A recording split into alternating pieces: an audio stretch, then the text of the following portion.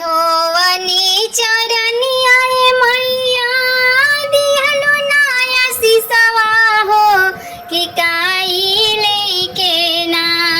हो कि काई लेके ना मैया जाइबे अपनी झोपड़िया हो कि काई लेके ना मैया जाइबे अपनी दुआरिया हो कि काई लेके ना धनवा जे देहबो बेटी लूटी पाटी जई है हो बिरनवा देबो ना धनवा जे देबो बेटी लूटी पाटी जई है हो बिरनवा देबो ना तोहरा डोलिया के सिंगारवा हो बिरनवा देबो ना तोहर डोली के सिंगारवा हो बिरनवा देबो ना कुठवा जे देबो बेटी टूटी फाटी जई है हो सेनुरवा देबो ना कोठवा जे देबो बेटी टूटी फाटी जई है हो सेनुरवा देबो ना हो सेनुरवा देबो ना तोहरी मंगिया के सोहागवा हो सेनुरवा देबो ना तोहरी मंगिया के सोहागवा हो सेनुरवा देबो ना धोवली चरनिया मैया दिहलो नाया सिसवा हो कि काई लेके ना हो कि काई लेके ना मैया जाइबे अपनी झोपड़िया हो कि काई लेके ना हो कि काई लेके ना मैया जइबो अपनी झोपड़िया हो कि काई लेके ना गहना जे देबो बेटी लूटी पाटी जई है हो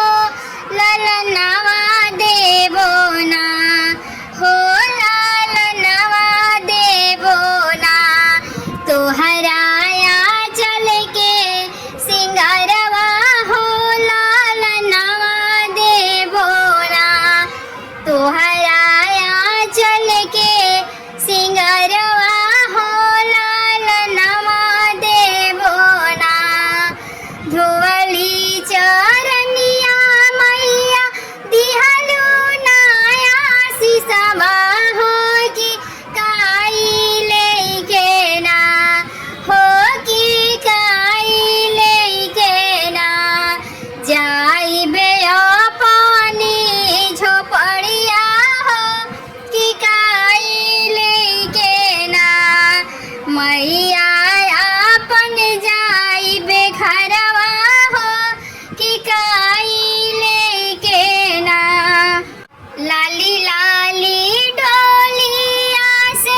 उतरे दुर्गा मैया हो कि के करा घरवाना हो कि के करा घरवाना हम ले हबो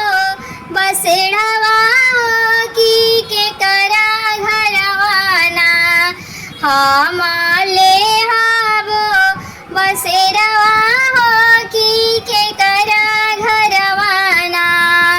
हाथ जोड़ी पैया पड़ी बोला ले सेवकवाया रे हमरा घरवाना हाथ जोड़ी पैया पड़ी बोला रे किया देई हमरा घरवाना हो कि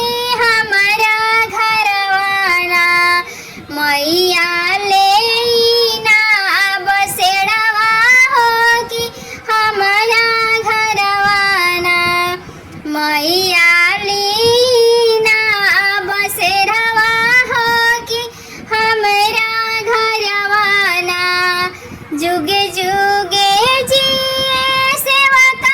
तोहरे बालकवा हो कि अन्न धन भरल रहना हो कि अन्न धन भरल ना रहे